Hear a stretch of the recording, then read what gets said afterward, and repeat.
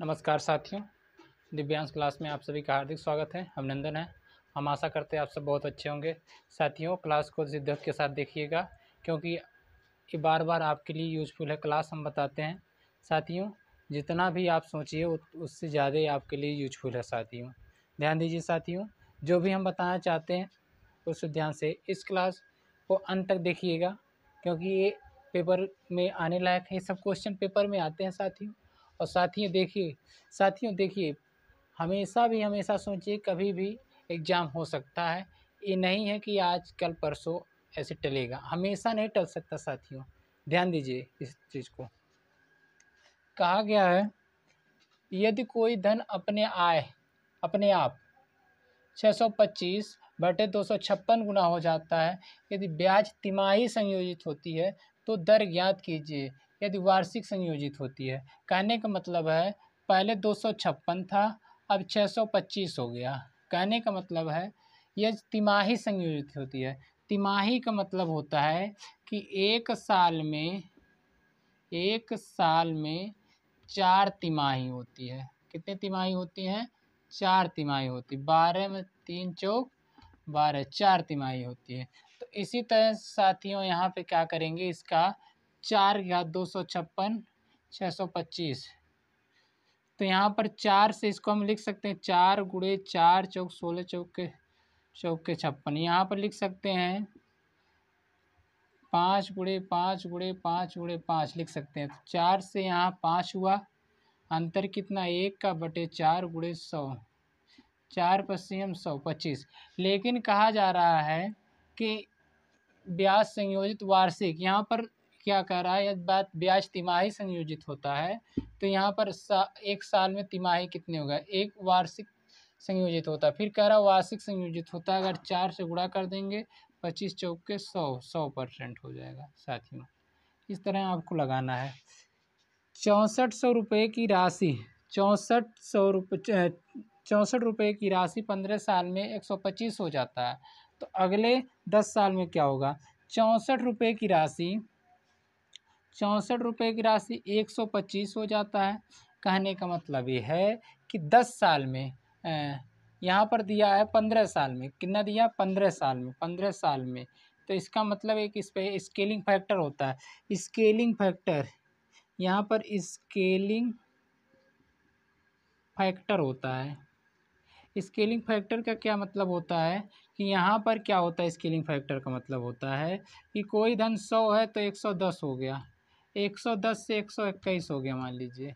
तो यहाँ पर स्केलिंग फैक्टर का मतलब इसको ऊपर करेंगे, इसको नीचे 110 बटे 100 कर देंगे। ठीक, यहाँ से काटेंगे 1.1 आएगा। ठीक, यहाँ से क्या करेंगे, इसको ऊपर 121 बटे 110 कर देंगे। यहाँ से इसको काट सकते हैं, या तो 11 गए हम 121, 11/10, यहाँ पर कितना होगा 1.1 होगा। ठीक, कहने का मतलब साथियों ये है कि अगर हमको 100 से 110 लाना है तो 100 गुणे 110/100 कर देंगे तो कट जाएगा 110 आ जाएगा। स्केलिंग फैक्टर यहाँ पर होता है, स्केलिंग फैक्टर यहाँ पर ये होता है, ये स्केलिंग फैक्टर है। तो साथियों कहने का मतलब ये है कि अगर 64 से 125 हो रहा है, 64 से 125 हो रहा है, 125 पर 64 का स्केलिंग फैक्टर क्या होगा यहाँ पर देखिए। तो इसका अगर करें तो 5 × 25, इसको 5 गुणे 5 गुणे 5 लिख सकते हैं, 4 चौक 16 चौके 64 लिख सकते हैं ये।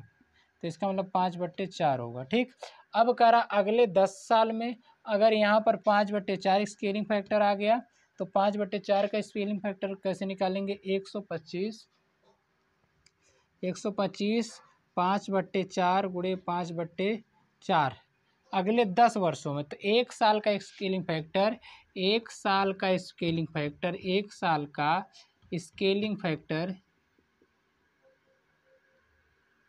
क्या होगा? फैक्टर हो जाएगा 5/4। 2 साल के लिए, तो 2 साल के लिए अगर कहें 2 साल के लिए 2 साल का स्केलिंग फैक्टर हो जाएगा 5/4 गुणे 5/4 साथियों।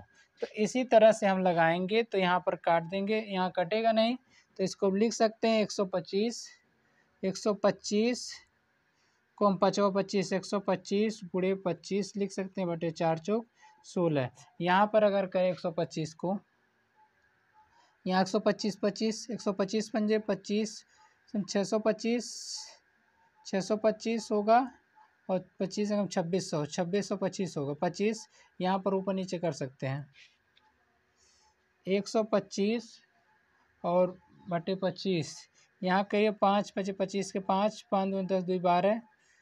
अब 5 1 5 1 6 2 5 10 के 0 2 दूना 4 1 5 2 1 कम 2 1 5। ध्यान दीजिए यहाँ 5 हो गया 2 हो गया 6 5 11 3125 3125 बटे 16 आ गया। इसको दशमलव में ला सकते हैं या आंसर। इसी तरह साथियों हम लगा सकते हैं, कोई चाहे दशमलव में, इसको दशमलव में भी ला सकते हैं। कोई धन अपने आप का 6 वर्ष में 1700 6 वर्ष में 1700 1.728 गुना हो जाता है। तो 1.44 गुना कब होगा? 1.44 गुना कब होगा? कहने का मतलब माना कोई धन एक है, एक कोई धन क्या है? एक से कितना हो रहा है? 1.1728 हो रहा है।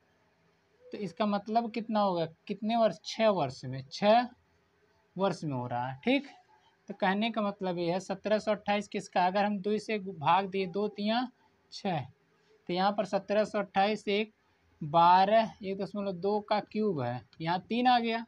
तो इसका मतलब 3 वर्ष में, अगर 2 वर्ष में इतना गया, 2 वर्ष में एक धनराशि 2 वर्ष में 1.2, 2 वर्ष में, फिर 2 वर्ष में 1.44, 2 वर्ष में 1728।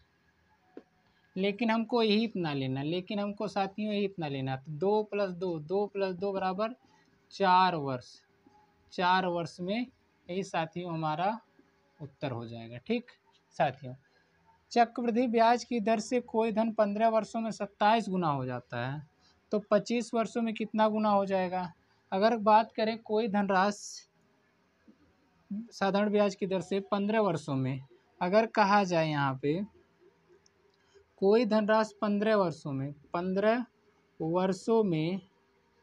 27 गुना हो जाता है, 27 गुना हो जाता है। ठीक, तो 25 वर्षों में, कहने का मतलब है 27 गुना हो जाता है 15 वर्षों में, तो इसका मतलब हो गया 25 वर्षों में। तो 27 किसका घन है? 27 किसका घन है? 3 का घन है। तो 1 का मतलब यहाँ 3 लिख सकते, 3 घाते 3 लिख सकते हैं।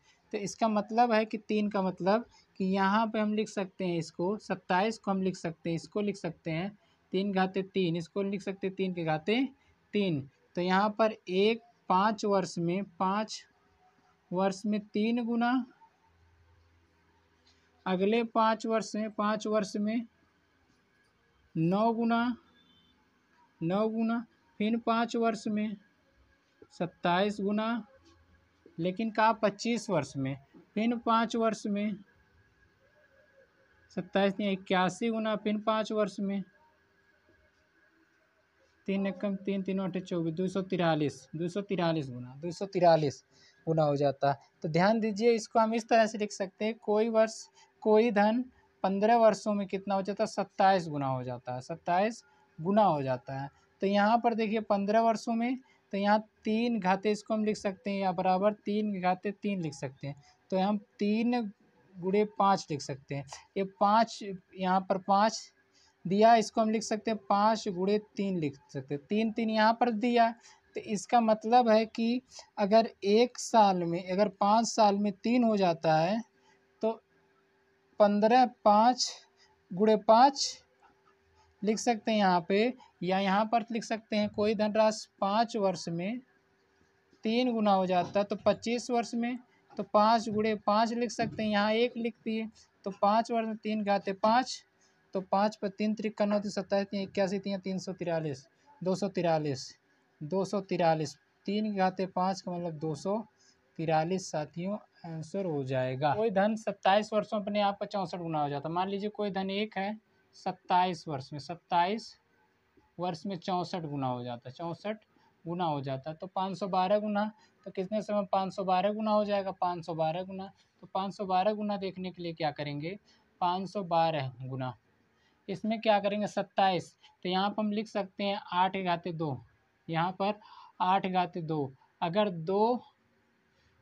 दो वर्ष में, दो बराबर 2 वर्ष पर 27 वर्ष बराबर, अगर 2 बराबर 27 वर्ष, तो 1 बराबर कितना होगा, 13.5 होगा। तो कहने का मतलब कोई टास्क 13.5 वर्ष में, 13.5 वर्ष में 8 गुना हो जाता है, ठीक। तो यहाँ पर फिर 13.5 वर्ष में 64 गुना हो जाएगा, फिर 13.5 वर्ष में 512 गुना हो जाएगा, ठीक, 512 गुना। तो कितने वर्ष में, 13.5 प्लस 13.5 प्लस 13.5, यहाँ पर 27, यहाँ पर 27 प्लस 13.5 जोड़ेंगे, 27 3 30 10 40, 27 3 30 10 40.5, 40.5 वर्ष, ठीक। इसको हम इस तरह से लिख सकते हैं, 1 बराबर 13.58 बराबर, तो यहाँ पर 8×3 बराबर 13.5 गुणे 3, 3 × 5 = 15 के 5, 3 × 39 = 40, 40.5 साथियों आंसर हो जाएगा, ठीक। ध्यान दीजिए, कहा सियाई के दर से 1939 में दिया गया धन 1 रुपया से बढ़कर 625 रुपया बन जाता है। कहा गया कोई धनराशि 1939 में दिया गया है कि 1 रुपया से 625 रुपया बन जाता है। तो 2019 बताइए, 1999 उसकी कीमत क्या होगी। कहने का मतलब है कि 1 रुपया से 625 रुपया हो जाता है कितने साल में, यहाँ पर दिया है 2019 में से 1939 घटा देंगे, कितना बचेगा, यहाँ पर 80 बचेगा, 80 बचेगा, ठीक। 80 वर्ष में फिर कहा है कि 1999 उसकी कीमत क्या थी, इतनी में 80 साल 1999 में, तो 1999 में से 1939 घटा देंगे, 0 हो गया 60 वर्ष में। फिर पूछा 60 वर्ष में, अगर 80 वर्ष में 625 हो जाती है, 60 वर्ष में कितना होगी, 60 वर्ष में कितनी होगी। तो यहाँ पर देखिए 80 वर्ष बराबर 625, तो यहाँ 1 बराबर लिख सकते हैं, 625 को हम लिख सकते हैं 5 25 पंजे 125, यहाँ 5×4 लिख सकते हैं। तो इसको 4 भाग में, 80 को 4 भाग में बांटिए, तो 4 दूना 8 20, तो यहाँ 20 वर्ष बराबर हो गया 5, 20 वर्ष बराबर 5 गुना 20 वर्ष बराबर कितना, 5 रुपया, 5 रुपया हो जाती है। तो यहाँ पर देखिए, यहाँ पर 40 वर्ष, यहाँ पर कितना पूछा 60 वर्ष में, तो 20 गुणे 3 कर देंगे, यहाँ पर 20 गुणे 3 वर्ष बराबर हो जाएगा 5×3 कर देंगे, तो यहाँ पर 60 वर्ष बराबर 60 वर्ष बराबर हो जाएगा 5×3 बराबर 5 गुणे 5 गुणे 5 5 25 पंजे 125 साथियों, इसका उत्तर हो जाएगा। इस तरह से प्यारे साथियों हम लगाएंगे। अगर आपको अच्छा लगेगा तो एक लाइक मेरे लिए कर दीजिएगा, सब्सक्राइब कर दीजिएगा, ठीक साथियों। तो साथियों ध्यान दीजिए, इस तरह से क्वेश्चन पेपर में आते हैं साथियों। हम बार बार आपसे कहते हैं कि इस तरह से पढ़िए साथियों, कठिन से कठिन पढ़िएगा, आसान मत पढ़ने की कोशिश करिएगा साथियों।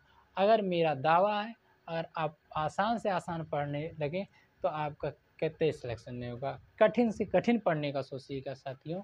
अगर आप कठिन से कठिन पढ़ेंगे तो आपके लिए ऑल द बेस्ट होगा साथियों। इसी के साथ थैंक यू सो मच, बहुत बहुत धन्यवाद।